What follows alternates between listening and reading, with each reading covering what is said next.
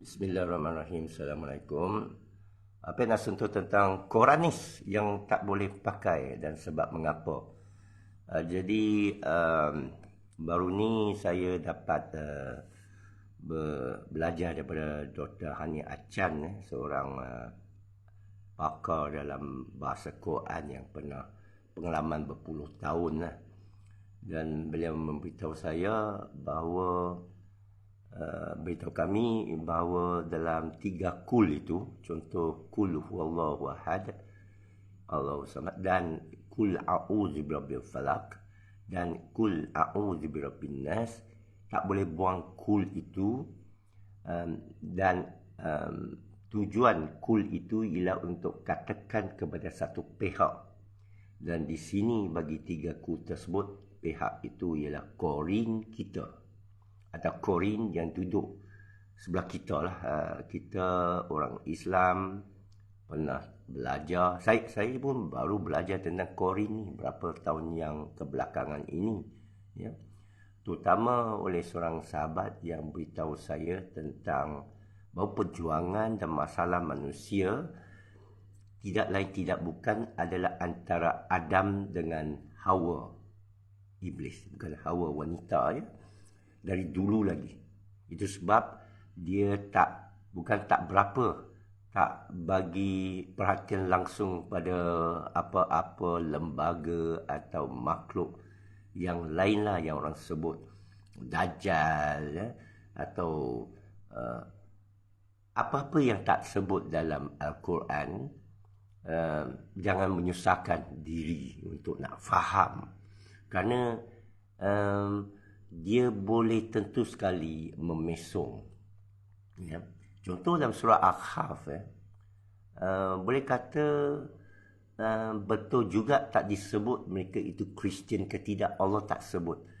Angka mereka pun Allah tak sebut. Dia mesti ada, dan nampaklah antara asbabnya ialah Allah nak ajar benda lebih penting, lebih kata apa, lebih pokok lah. Kerana dalam surah Al-Kahf itu, permulaan ayat 10 tu dah sebut tak, mereka sangka ini perkara ajaib, paling ajaib bagi Allah. Bermakna ada lebih ajaib daripada tidur mungkin 300 tahun, atasnya 9, mungkin 7 pemuda dengan anjing mereka. Kita sangka ajaib. Jadi apa yang lagi ajaib? Kita kalau tak tahu boleh kata wallahu a'lam.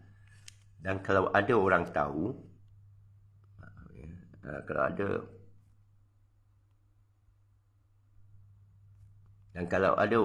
kita belajar.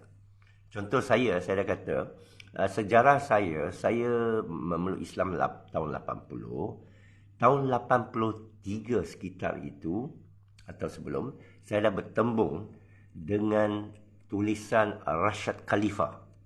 Ini sebagai sumber yang orang kaitkan dengan Quranis lah, yang mempengaruhi Dr. Kasim Ahmad, ya. Rashad Khalifah saya mula tahu ialah daripada tulisan catatan percakapan Ahmad Didat.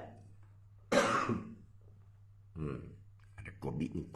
Sesama Ahmad Didat lah, pendakwa masyhur daripada Afrika Selatan, yang membawa kisah-kisah Bible dan bukti bahawa dalam Bible ada mengenai Muhammad dan kepalsuan Bible tentang anak Tuhan, ya. Jadi Rashad Khalifah ini cukup menarik kerana dia kata ada satu kod, iaitu 19 dalam Al-Quran. Bismillahirrahmanirrahim, you kira ada 19 huruf. Dia kata 114 surah boleh bahagi 19, semua multiple of 19, dan banyak formula dia. So dia kata kod ini tak mungkin difikirkan oleh Muhammad sallallahu alaihi wasallam. Dan bukan itu saja, kalau sekarang saya dah tahu bahawa sekian ayat tentang Adam berapa banyak, sekian ayat tentang iblis berapa banyak. Contoh baru saya tahu 2 minggu lepas bahawa taufik hidayah, taufik menurut seorang alim beritahu saya, jadi kena cek lah, periksa, kita beritahu sanad dia awak kena periksa lah, jangan ambil perkataan saya. Dan saya cakap dalam keadaan kita beritahu sumber kita, yang kita tahu atau tak tahu. Tidak kita cuba mengaitkan aku lebih tahu, tak mungkin, ya. Jadi kalau sesiapa, macam Imam Syafi'i kata, sesiapa lebih tahu atau bawa satu sumber lebih sahih, maka jangan pakai saya punya. Mana tidak ada muktamad dengan Imam Syafi'i, menurut Imam Syafi'i. Wallahualam. Saya tak cukup alim untuk buat ijtihad begitu, ya. Jadi taufik itu hanya berlaku satu kali saja dalam Al-Quran. Menariklah, ya. Muhammad disebut 4 kali saja. Jadi bagi Rashad Khalifah yang jumpa quote tu menjadi satu viral dunia. Tahun 80-an, cuba fikir, tak ada PC pun tak ada, mobile phone tak ada, apatah lagi internet. Viral. Dan dia lawan pula establishment. Dia kata tak boleh ikut hadis, ya, kerana Quran kata zalikal kitab la raiba fihi hudal lil muttaqin. Itulah kitab tak ada syak dalamnya, petunjuk bagi mereka yang bertakwa. Jadi hadis yang datang kemudian menjadi persoalan. Dia tolak keras. Dia solat 3 kali. Dia tak ada kalimah syahadah kerana tak ada kalimah syahadah dalam Quran. Okey. Jadi cuma saya kata, saya nasib baik saya ada ikut tarikat. Dan tarikat kita anggap Quran satu hadis. Jadi tak boleh tolak hadis lah. Dan kedua, Quran bukan musyaf. Quran fi lauh mahfuz. Zalika lam hadha lam hadhi. Bukan ini, tapi itu. Okey? Jadi baguslah. Bukan saya suruh orang ikut tarikat. Cuma saya kata ilmu yang kita mengkaji lebih kebetulan Allah bagi kita. Ya, jadi kebelakangan ini, jadi takrif saya tentang Quranis ini ialah mereka ada satu hajat yang baik, ada satu hasrat yang baik, yang nak cuba membersihkan agama. Dan ini tak lama lagi 2024 kita kata perlu ada mujadid. Jadid bermakna baru. Ana Muslim jadid. Kalau saya beritahu orang Arab, saya orang Islam baru, ya. Ana sini, saya Cina. Ana min Malaysia, saya dari Malaysia, ya. Okey. Ana Muslim jadi, saya Muslim baru. Jadi mujadid ini tahun 2024 akan ada pembaharuan. Tapi sekarang saya dengar ada langkah Dubai, ya, pula nak PM mujadid. Saya baru post kat Facebook saja nak troll balik orang yang gila kuasa ni. Tahu tak, adalah haram menjatuhkan mana-mana kerajaan yang ada dipimpin orang Islam. Adalah haram. Sehingga bila khalifah lawan khalifah, empire Islam lawan empire Islam pernah, jarang. Sebelum dia berperang, dia perlu minta qadhi dia, minta imam dia, minta orang kata pakar agama Islam untuk keluarkan fatwa mengharuskan berperang dengan kerajaan lain yang dipimpin Islam. Dulu Umayyad ada timur, ada barat. Ya, kalau Umayyad jatuh di timur, di barat, Murabitun tu masih Umayyad, keturunan Umayyad. Abbasiyah tak pecah, ya. Tapi Syiah dengan Sunni pecah, ya. Contoh, jadi sebelum mereka boleh berperang perlu ulama keluarkan fatwa. Kenapa? Kerana orang Islam bawah takut mati kata. Kerana awak tengah menikam sesama orang Islam. Tapi ini sudah berlaku sejak perang Siffin Jamal antara Ali dengan Muawiyah. Dan sana kecoh. Saya sebutlah kecoh kerana ada golongan Qura. Ini Quranis lah mula-mula. Kalau saya boleh katakan, kerana mereka ikut sebiji Quran yang menyatakan surah Al-Hujurat ayat 9. Apabila dua kumpulan beriman bertelaga, hendaklah kamu perdamaikan cara aktif. Bukan kata, jangan lawan, ya. B, jangan lawan. Tak. Memerangi mereka yang tak mau berdamai. Makna awak berkala beritahu dua kumpulan bertelaga ni, tak erti bahasa ke? Orang suruh damai-damai. Awak tak nak damai, mai. Ni bagi penumbuk ni. Diberitahu dalam ayat 10 dan 11. 9. Inna mu'minuna ikhwan. Baca lagi, ya. Jika mereka bertelaga, kamu damaikan. Kalau mereka tak mau damaikan, awak perangi yang satu yang tak mau berdamai sehingga mereka berdamai. Ini saya tengah perangi lah ni. COVID. Sesama. Tak ada ambil ubat sebiji pun. Alhamdulillah. Ya, doakan Sifu Apek sembuh. Tak apalah. Dia siksa bila sakit ni. Kita terasa nak makan Panadol tak? Saya dah bertahun tak makan. Saya tak payahlah. Dan alhamdulillah ini masuk hari ketiga musim sejuk. Ya. Jadi Qura ini yang ikut Quran sebiji ni, apabila perang Umayyah dia menang. Dia tengah menang, belum habis menang. Geng Muawiyah, tentera Muawiyah, tiba-tiba ambil musyaf Quran, letak pada pedang mereka, hunus ke udara dan kata, mari kita berdamai dengan Allah, dengan kalimah Allah, kembali kepada Allah. Itu dalil, tak ada kembali kepada Rasul. Kan Rasul dah tak ada. Quran. Allah wa Rasul ialah dengan apa yang Allah turunkan. Sahih kan? Tapi Ali tak mau berhenti perang, asalnya. Kerana dalam perang dan juga ayat 10 Hujurat, tolong baca mungkin saya silap, ialah perangi sehingga mereka itu berdamai. Mereka belum berdamai. Bukan minta berdamai, mereka minta berunding. Tak boleh, tengah perang, awak minta berunding tak boleh. Awak dah hunus pedang dah. Awak kena letak pedang. Mereka tak letak. Kerana kesalahan Muawiyah tak baiat dengan Ali. Bila ada pemimpin, sekarang ada PMX, awak wajib baiat. XPM pun kena baiat. Saya tak setuju ni tun ni di gelaran tau. Dalam Islam tak ada gelaran. Tidak diberi gelaran. Nabi tak diberikan gelaran Sayyidina. Ini diterang kepada saya oleh Ustaz Muhammad Kauli, seorang saya kata wasabi tapi yang baik. Dia beritahu saya sahabat boleh. Saya kata kenapa Sayyidina Umar boleh? Dia kata sahabat boleh. Nabi tak boleh. Dan saya terbaca pun bahawa Nabi tak boleh wakaf pun. Dia tak ada harta, tak ada pusaka. Fatimah tuntut pun Abu Bakar Siddiq tak bagi. Dan saya boleh menghargai fakta itu. Sekali lagi, walau alam. Tapi saya menghargai fakta itu bahawa Nabi ini special. Begitu istimewa sehingga dia tidak boleh dikaitkan dengan apa satu kebesaran dunia. Tidak dipanggil Haji Muhammad. Tak dipanggil Tan Sri atau Tun. Dan pergalaran-galaran ini kepada saya, kasta yang Islam datang untuk mansuhkan. Semasa zaman Hindu, kalau boleh ya, saya bukan Dr. Soleha, tapi saya tak sebut keling. Zaman Hindu lama benua India, mereka ada kasta. Lepas itu datang Islam, Mughal Empire melalui keturunan Mongol. Dan selepas mereka masuk Islam selepas menuju Baghdad, ya, dah Islam, separuh orang Mongol dah Islam.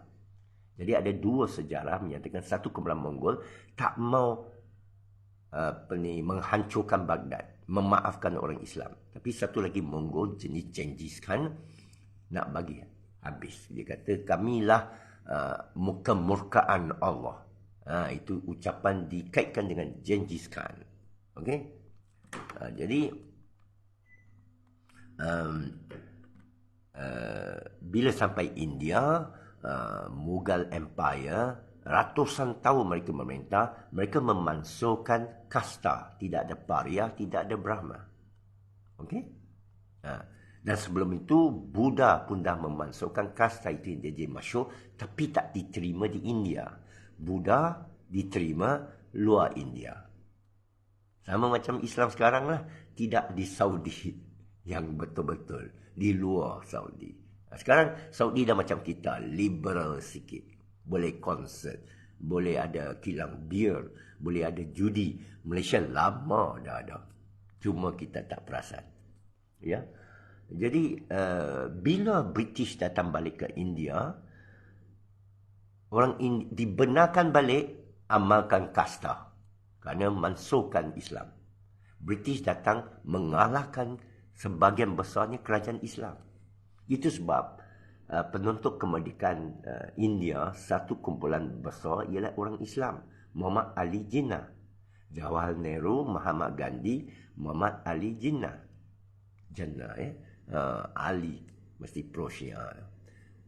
Pakistan, Bangladesh. Dia pecahlah akhirnya. Pakistan Timur, akhirnya. Itu sejarah. Jadi, kasta ini, Nabi tak ada. Tak ada gelaran khas. Dia hanya Rasul atau Muhammad. Orang panggil dia begitu. Pesuruh Allah. Tak ada Sayyidina. Tak ada yang lebih-lebih itu. Itu sebab saya ambil pendapat itu. Saya memilih selektif. Saya bertanggungjawab. Semua kita bertanggungjawab ijtihad sendiri. Tak boleh taklid.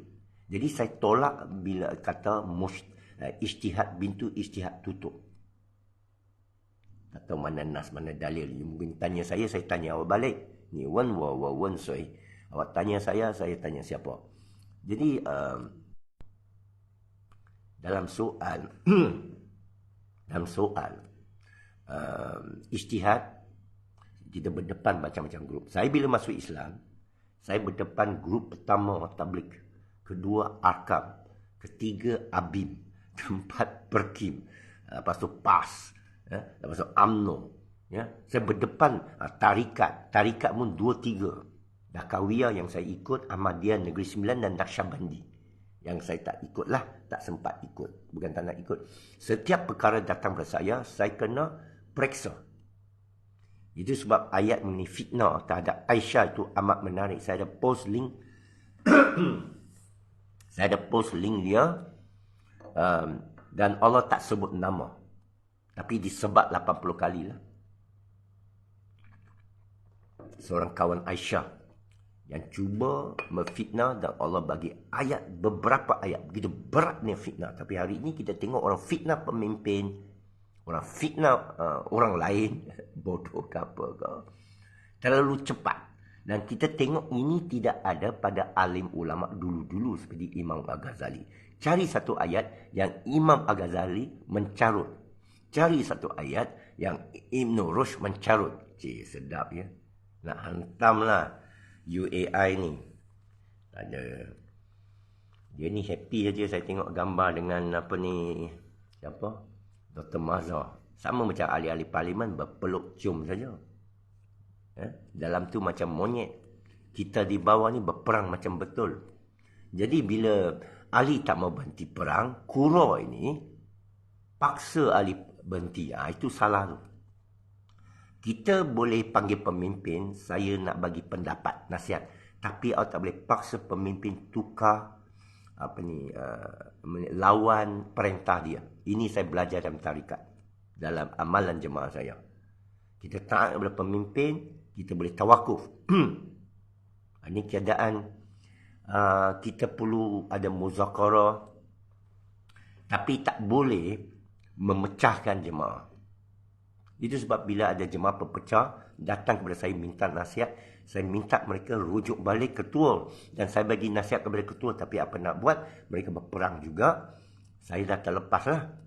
Kerana adalah jahiliah mati di luar jemaah. Adalah jahiliah bila kita mati tak baiat dengan seorang ketua. Bukan saya iklan untuk diri ya, awak cari ketua sendiri. Dan mazhab Maliki, 3 orang, 1 kena jadi ketua. Keluarga, suami jadi ketua. Jadi kita wajib taat.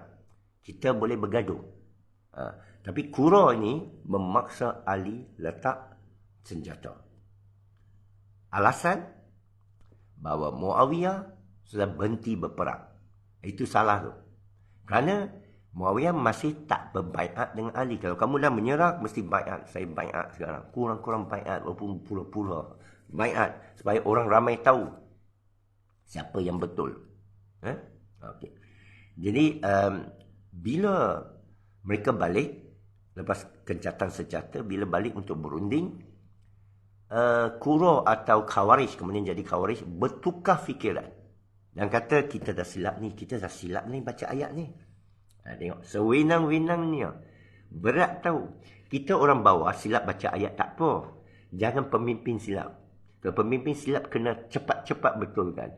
Kerana pemimpin ini, dia mempengaruhi masa berjuta orang. Malaysia berapa juta orang? 35 juta. Kalau PMF buat silap, tempiasnya kepada 35 juta orang. Kalau APEC buat silap, 1-2 orang aja kena. Dah faham. Jadi Qura ni kemudian beritahu Sayyidina Ali, kita silap ni, kita kena perangi balik Muawiyah. Pula dah Ali kata, engkau yang suruh aku berhenti perang. Tak apa, kita perang balik dalam 6 bulan. Jadi bersiaplah berperang balik. Tapi Ali tak ikut rancangan tu. Dia pergi berunding juga. Dia kalah dalam perundingan. Dengan Muawiyah. Akhirnya mereka berperang juga. Ali kalah atau tak dapat tundukkan Muawiyah. Lepas itu Ali dibunuh. Dikatakan oleh golongan Khawarij yang hantar assassin, pembunuh untuk dua-dua. Ini yang kata Khawarij, mereka tolak dua-dua, untuk Muawiyah dan untuk Ali. Muawiyah gagal membunuh Muawiyah. Yang untuk Ali berjaya bunuh Ali. Jadi Ali mati. Ali Abi Talib karamallahu wajhah radhiyallahu an berjaya dibunuh oleh Khawarij. Itulah sejarah Khawarij berasal dari Qura. Sekarang Quran di sini macam-macam dia katakan.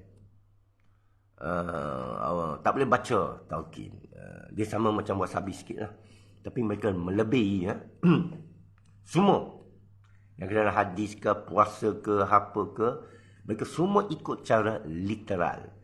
Bagi saya ambil pendapat Abu Hanifah, Mufti Abdul Laim mengenai Abu Hanifah, dia tapis hadis.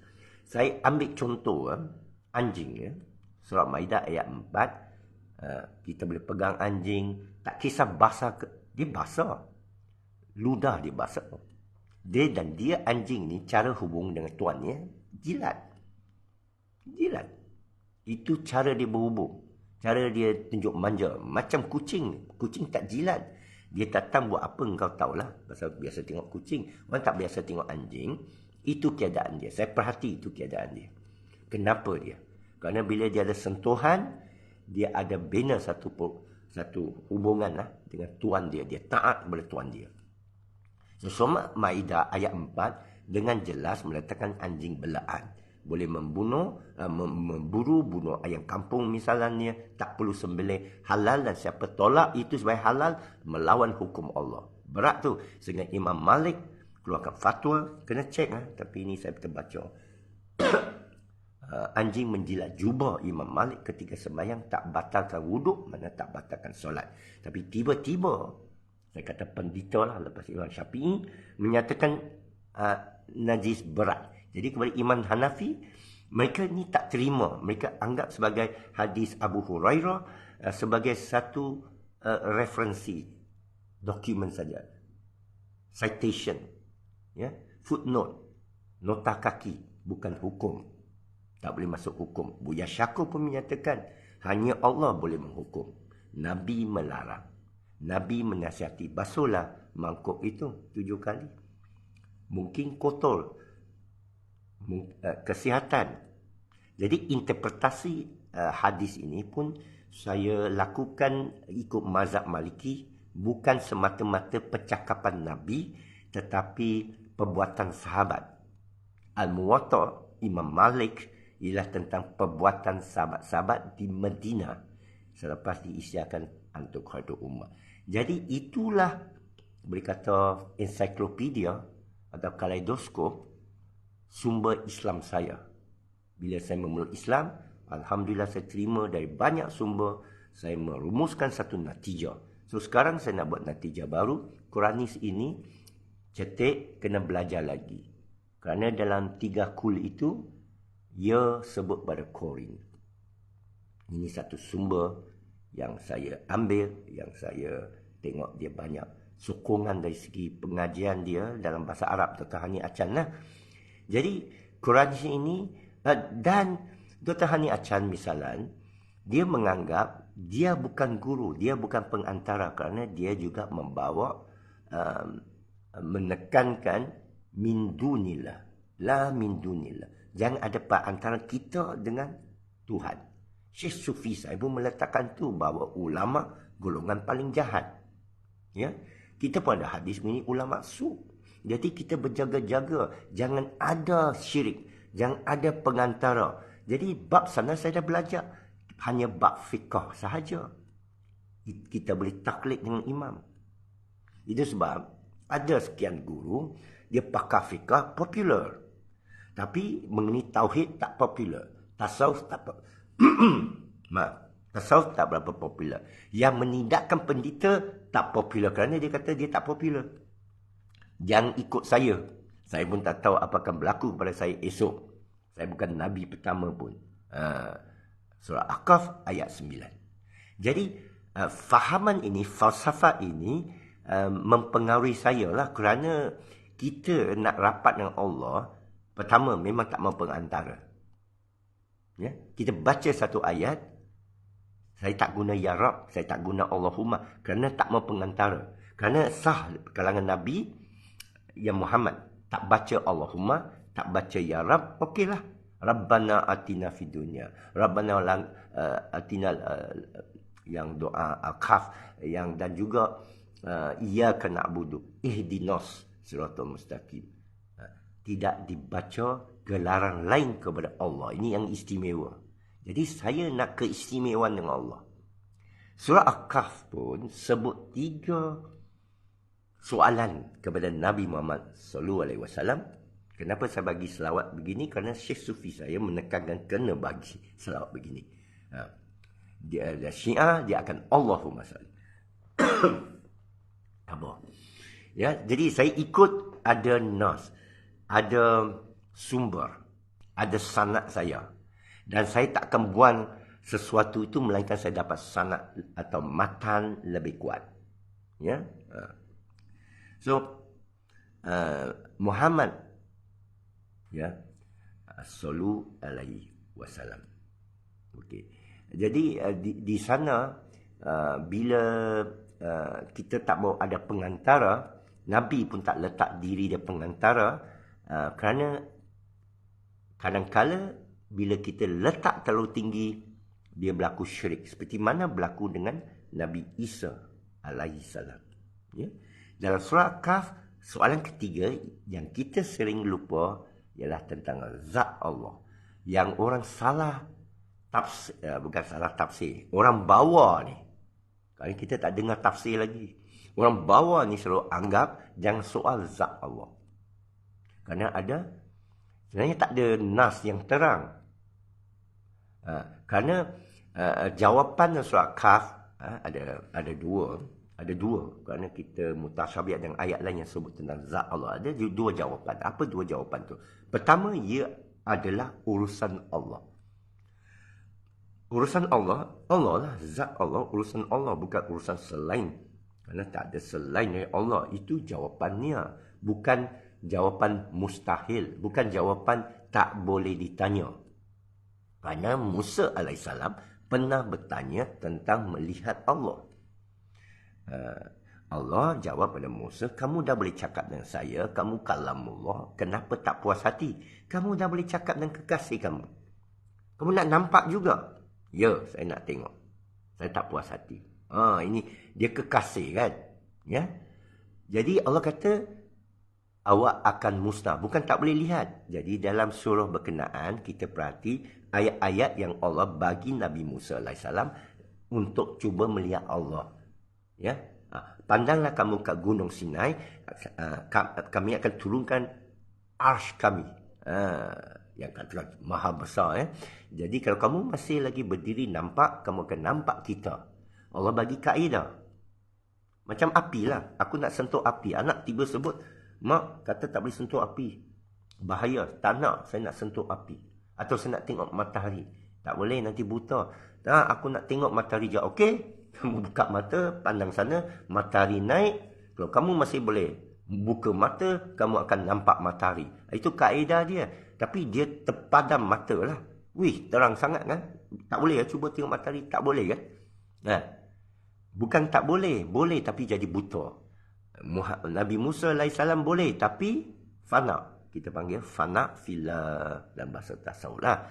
Tapi bahasa Quran, dia fana Kita cek balik bahasa dalam Al-Quran. Dan Allah kata, kalau tidak kerana kita hidupkan kamu balik, nescaya kamu sudah mati atau dah musnah. Ya? Jadi dalam jawapan pertama kata urusan Allah, kita boleh kait dengan cara Nabi Musa nak lihat. Lihat tu zat Allah lah. Nak lihat apa lagi? Kalau lihat benda lain, syirik. Agama Sikh, dia tauhid.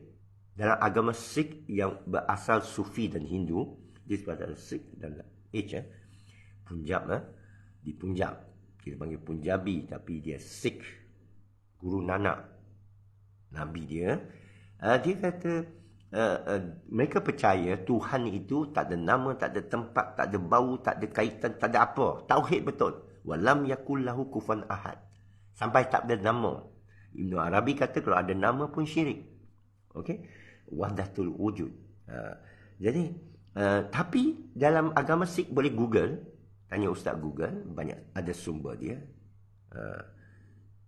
Kalau rajin cari sumber dia, akan tulis sana, tetapi untuk manusia faham, nak bayangkan dia adalah gajah dengan 6 ke 8 tangan. Tapi dia ulangi balik. Dia tak bernama, dia tak berupa wajah, tak bertempat. Sama macam yin dan yang, Tao Te Ching. Jadi saya belajar ini semua menarik. Dan sekarang orang pun belajar Israeliat, Bible lah, Kristian ke Nasrani, orang berdebat. Ada orang tak mau, tak apa, biar. Kita yang minat, kita kaji. Okay.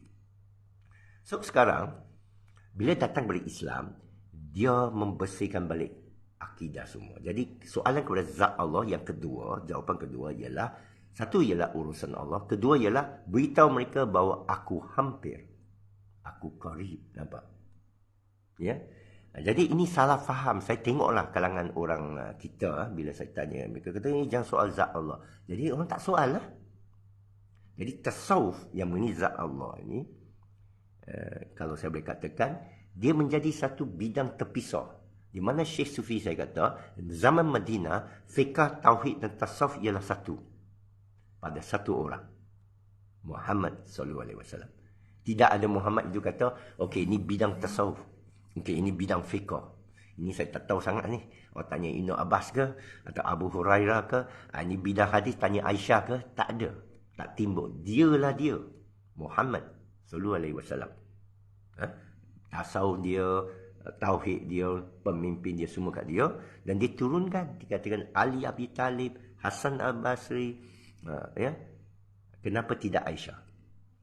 Satu cerita menarik, kita nak sambung-sambung. Jadi saya nak simpulkan bahawa dalam mendekati kepada Allah menjadi hasrat utama setiap manusia. Yang kata orang lahir Islam, orang tak Islam pun mereka mencari pendekatan, cuma tak ada orang berdakwah kepada dia. Jadi salah kita.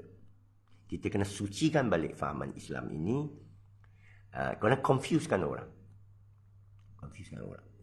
Jadi Quran ini saya boleh kata 50% betul, Wasabi 30% betul, Sunni 20% betul. Tarikat pun saya bagilah, adalah 1% ni betul. Jangan ambil kata-kata saya. Maksud saya kita kena kaji. Best ni, best lah. Bagi orang yang minat lah. Orang tak minat dia confuse lah. Apa benda merepek ni? Dia akan confuse. Ya. Jadi nampak saya cuba nak samakan. Kenapa saya boleh terima yang cool itu, jangan drop. Kerana saya analisa balik lah. Ini saya muhasabah balik. Kenapa saya terima ni? Macam Al-Kahf, dia Kristian ke tak Kristian? Dia begini. Menurut banyak riwayat, Kristian cerita ialah sejarah dia. Baru saya dengar Ustaz Abdul Hadi Awang kata itu salah. Dia selama dulu, dia jadi dongeng-dongeng. Saya pun boleh terima. Makna sekarang 30% kepada itu. Bukan kerana Ustaz Abdul Hadi Awang siapa ke apa. Kerana hujah dia. Dia kata sekarang jadi dongeng. Memang dongeng. Dan dia kata ditanya oleh Ahlu Kitab. Itu satu poin. Kenapa Ahlu Kitab nak tanya benda Kristian? Mereka dah anti-Kristian. Tetapi mungkin Ahlu Kitab yang baik. Kerana ahlu zikir zaman musyrik, ada yang Kristian, ada yang Yahud. Paman Khadijah yang mungkin ahlu kitab tapi jenis yang baik. Jadi siapa yang ahlu kitab yang ditanya soalan tu? Tak jelas apakah dia Yahudi anti-Kristian. Jadi ini tajuk terbuka. Tajuk terbuka. Tapi bagi orang bawah, dia boleh berperang. Tak, Kristian. Tak, kafir. Kerana apa? Nak menang, bukan nak kebenaran. Itu kita harap perbezaan dengan kita lah, nak benar. Okay? So sekarang, kesimpulannya pada akaf Kristian ke tidak, menarik dan terus mengkaji. Bila jumpa fakta, jumpa orang Kristian, lebih baik tanya orang Kristian. Inilah peluang berbaik dengan padri-padri di gereja. Tanya dia.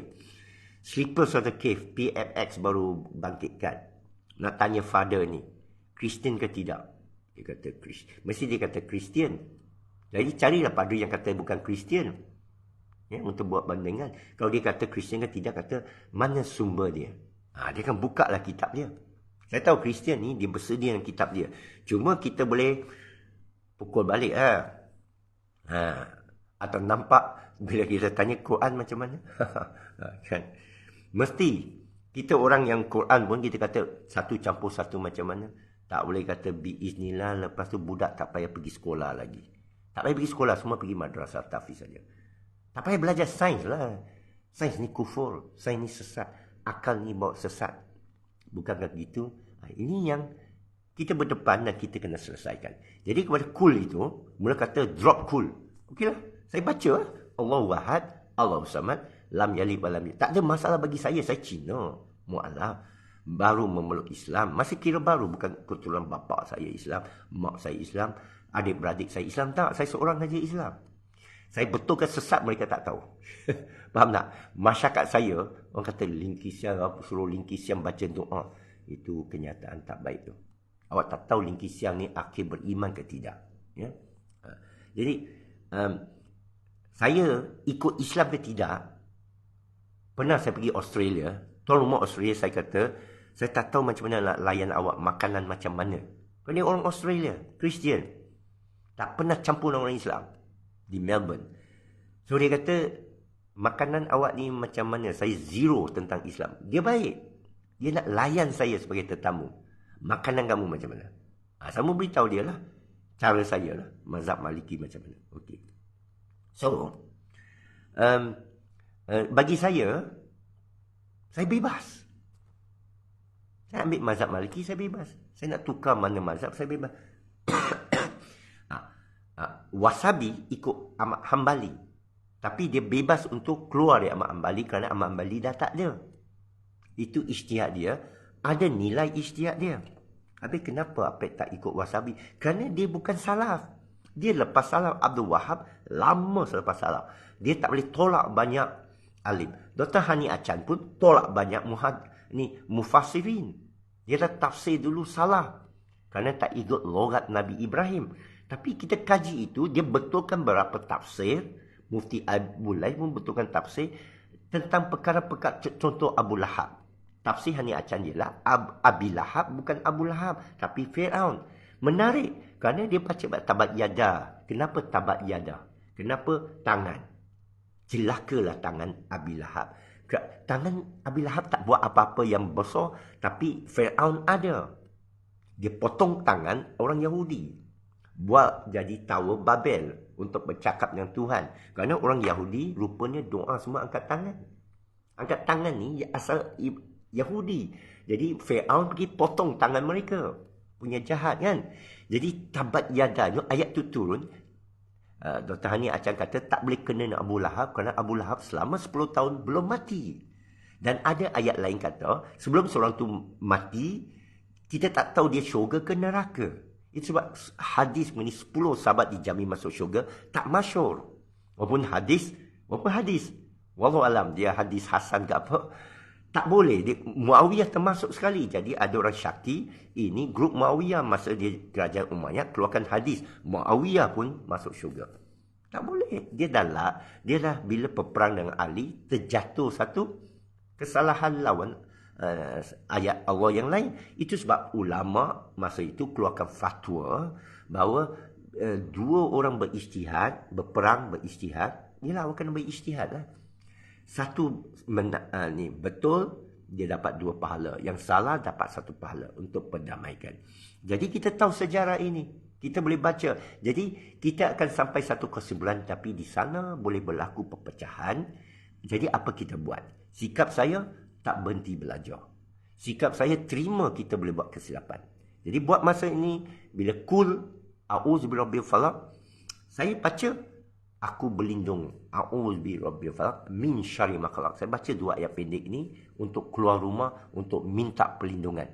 Dan faham maknanya, aku berlindung dengan Allah. Tapi dia ada 2 fungsi. Satu untuk kita, tapi kul itu untuk korin. Iaitu ada korin jahat oleh kita, kita beritahu dia. Katakan Allah itu siapa? Raja Tuhan, Malikin Nas, Ilahin Nas. Qul a'udzu birabbil Malikin Nas, Ilahin Nas, Rabbin. Qul a'udzu birabbin Nas, Malikin Nas, Ilahin Nas. Min syarri waswasil khannas. Baca kepada jin. Okey, jadi cantik ayat tu. Bila cantik ayat tu, saya terimalah. Begitu juga tentang Lailatul Qadar. Dr. Hani Acan sekali lagi.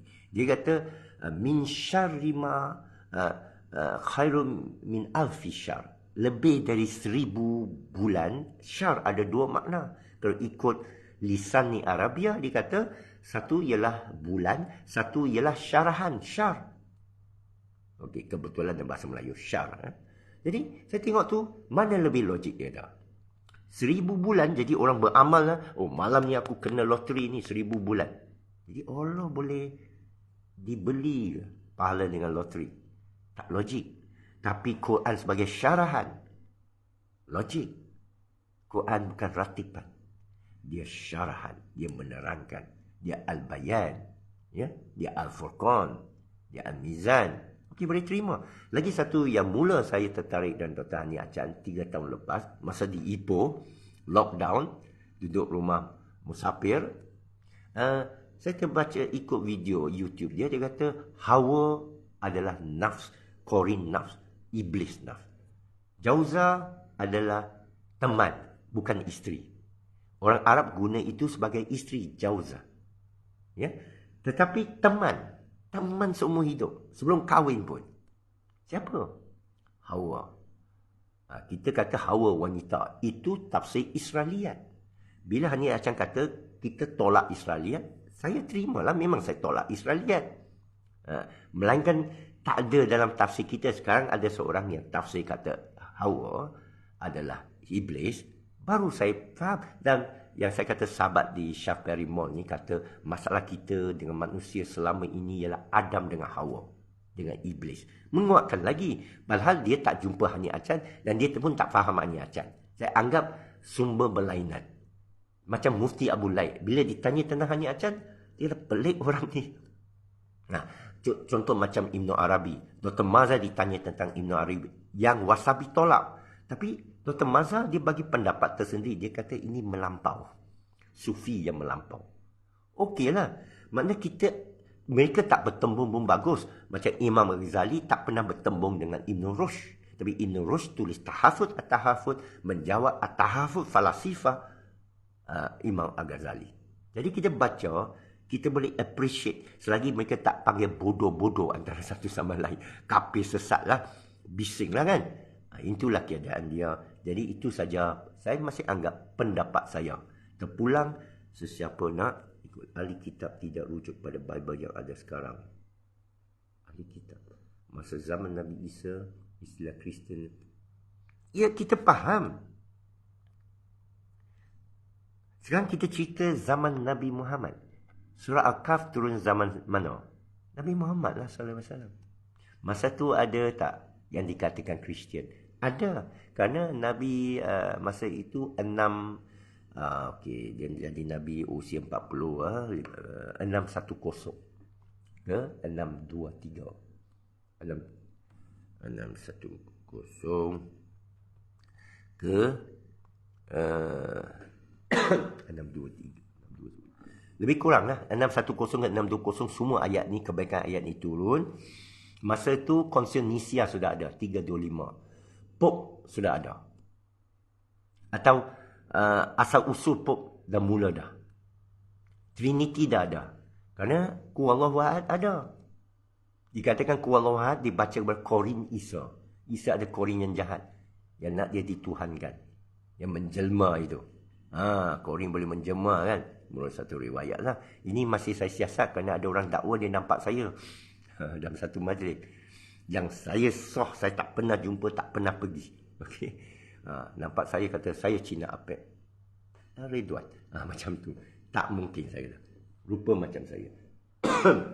Dan pernah ada abang angkat saya beritahu satu peristiwa itu, orang nampak dia. Contohlah. Jadi ini benda yang saya siasat menarik, tapi jangan lawan dengan akidah kita. Jangan ada pengantara. Jangan sekali-kali syirik. Kerana banyak ayat yang kuat, jangan ambil sekutu. Jangan, semua dosa lain dia boleh maafkan. Awak sapu duit rakyat, boleh maafkan tak? Terpaksa lah kata boleh. Kerana Allah kata, selagi awak tak syirik. Tapi awak kena taubat lah. Okey. So, untuk jawab saudara itu, senjata megad. Ya. Itu yang saya nampak. Yang mungkin keliru sikit dalam perbincangan kita lah. Tentang ustaz yang maha mengetahui, saya caveat lah. Kalau dia cakap bodoh, saya pun tak tahulah. Orang kata logat orang Perak ke, orang Besut ke, walau-walau. Tapi Muhib Kauli, dia bukan logat sana, dia logat Syria, diharamkan. Jadi, jelas Kuwallahu Ahad, lam yalid wa lam yulad, ialah untuk Nabi Isa.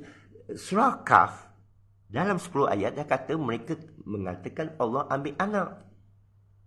Mana fahaman Kristian sudah ada. Kristus lah. Apa bukti dalil bahawa anak Tuhan itu Kristus? Kerana dah di Yunani kan, Romawi kan. Konstantin Romawi, Byzantium itu bahasa Latin Romawi, Kristus bahasa Romawi. Okey, bahasa Yunani. Bible pertama Greek King James Version abad ke-18 Yunani. Gospel bahasa Aramik itu abad ke-3. Nabi abad ke-6. Ini kita ambil masa. Ini Dr. Soleha boleh setuju ni ya. Okey. Tapi macam mana pun masih Allah lebih mengetahui, kita masih siasat. Saya tak berani keluar kenyataan, saya sure ni. Saya sure macam mana? Saya sure ni ahli kitab tidak rujuk pada Bible yang ada sekarang. Paul abad pertama kedua Isa. Paul dah mati dah. Dia yang tulis bahagian besar New Testament. Ya, Alkitab tidak rujuk pada Bible yang ada sekarang. Mungkin ini tak boleh dipastikan. Kerana alasan saudara beri masa zaman Nabi Isa, istilah Kristian belum wujud. Tak boleh disebut. Kristian bukan istilah moden. Kristus, Christ, cross. Ialah dia panggil ada saya lupa lah. Saya Kristian dulu ada. Dia perkataan Christopher, bearer of Christ, nama Christopher datang waktu itu. Apa lagi, ia bahasa Yunani, bahasa Latin. Itu bahasa dipakai Empire Eropah, Romawi, yang hidup zaman Nabi sekali. Jadi boleh kata belum ada, tak boleh lah. Kristian tak establish. Kalau tidak, bila Kristian datang? Saudara kena jawab senjata megad. Ini cara berhujah lah. Jadi kalau saudara tak boleh jawab, ia open question lah. Kena jawab lah. Tak apa, kita lemparkan satu ayat. Bila di challenge, kita carilah. Saudara cari dan besok jawab balik ya. Sekian saja. Assalamualaikum warahmatullahi wabarakatuh.